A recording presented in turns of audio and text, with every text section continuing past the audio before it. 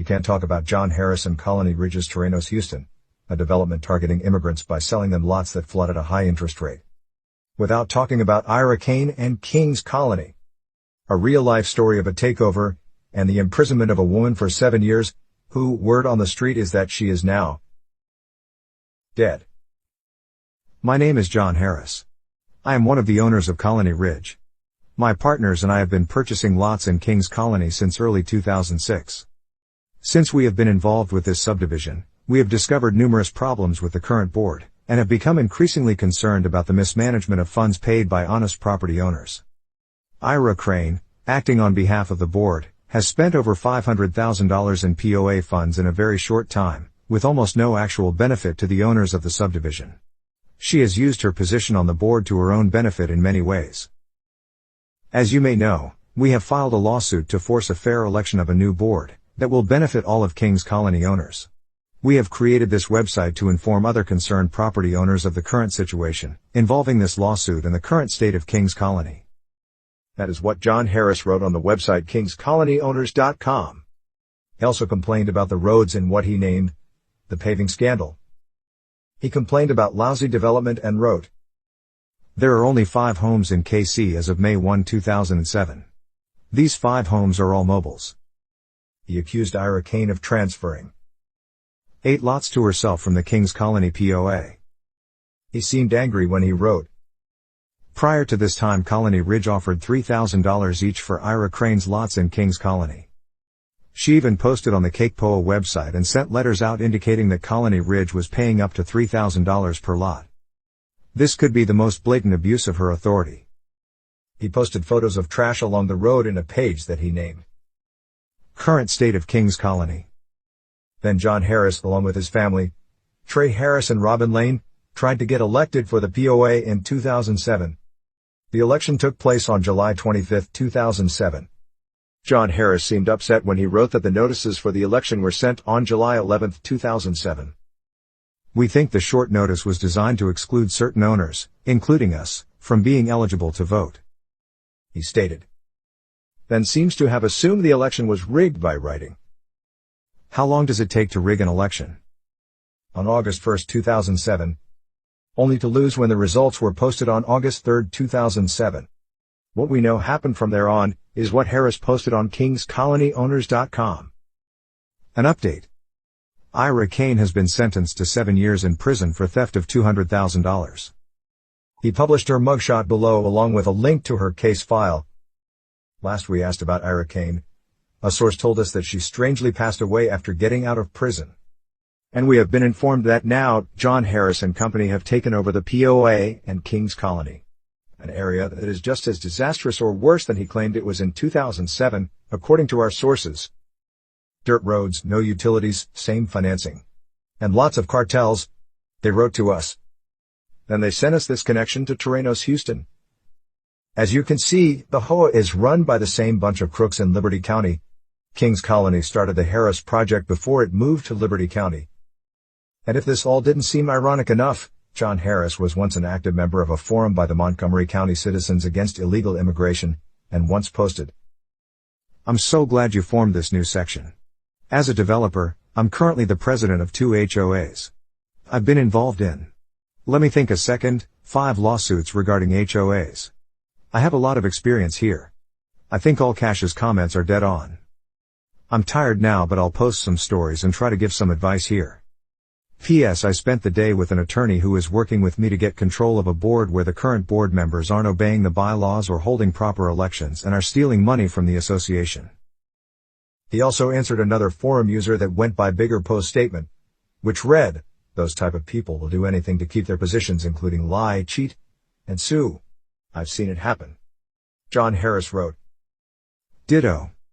We own maybe 10% of the lots in a subdivision where the HOA has spent over $500,000 in HOA funds since being elected in 2004, under questionable circumstances." Questionable, he said. Let's talk about what's really questionable. Today, Colony Ridge's Terrenos, Houston, is what seems like one of the biggest colonias in Texas in disguise of a development, where thousands of lots are sold by, you guessed it, John Harris and Company. Tell me you lure in immigrants without legal status without telling me you lure in immigrants without legal status? All of John Harris's Terrenos Houston's advertisement are in Spanish, and they proudly announce that they provide in-house financing, where everyone is approved without the need for credit, social security number. You just need to bring 2 IDs from any country they say, and they'll finance. Can you tell us again how that ties with a person who joins forums like Montgomery County Citizens Against Illegal Immigration? They hate immigrants, but they sure love to scam them. What? One TikTok user wrote. Let's move on. Terrenos Houston, this so-called development is catered to the Hispanic community as their piece of paradise, the American dream, schools, and only the best for their kids. Instead, we found a desolate place built upon wetlands, with ill conditions, eerily similar to those John Harris complained about against Ira Kane. And ironically its POA, Houston El Norte POA, has also been directed by, you guessed it, Harris and Company.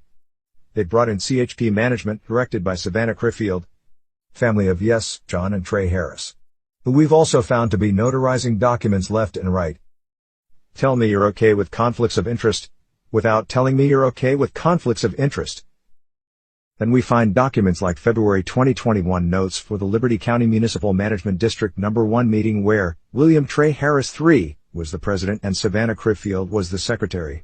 Here, Trey proposed to approve the petition for addition of land, 2,591.195 acres, to be exact, submitted to the district by CR Farms LLC, which is a company directed by, you guessed it, the same people that direct Colony Ridge LLC, John Harris, and Ashley Management LLC.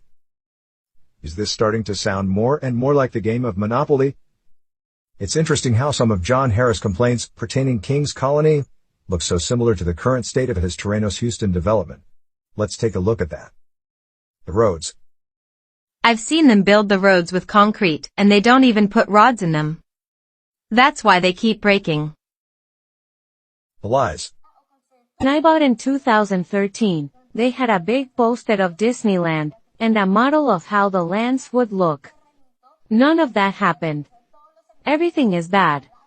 I've even had to make some of my own road to come into my land. The flooding. Before we bought our property in Santa Fe 2, we was told this area was a no flooding zone. It's disgusting. It's always flooding over here when it rains. The theft. They make me pay the POA, which I paid every year, but they make me pay again twice a year, and sometimes 3 times 'cause they argue the payment gets lost. I paid for my land in their Dropbox, like they said to do, and they sent me a letter that I had never paid, then foreclosed my land. The foreclosures. There is a video by investigative reporter Wayne Dolcefino that shows how Leslie Lane, working for the county, was supposed to be holding an auction of foreclosed land that never took place. Surprisingly enough, her husband Robin Lane is authorized to sign on behalf of Colony Ridge's foreclosures. And then there's good old Brent Lane, who is Harris's attorney, who you might know from serving a $1 million lawsuit to the Plum Grove City Council after they hired Wayne Dolcefino to investigate Colony Ridge. And you guessed it, is also related to the Harris family.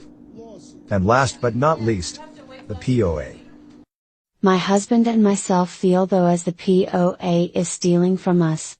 They collect our money but they don't do anything about all the trash, dogs, violence, Terrenos city sidewalks, street lights, etc.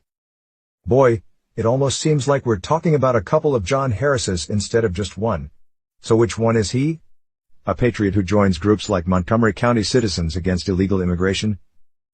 A savvy justice seeker who sends lawsuits flying left and right to establish order? A man who sits back counting the money from the very people he doesn't want in his country? Or a hypocrite who does the exact same thing he claimed to detest and push to get someone incarcerated for? Will the real John Harris please stand up? You've got some explaining to do.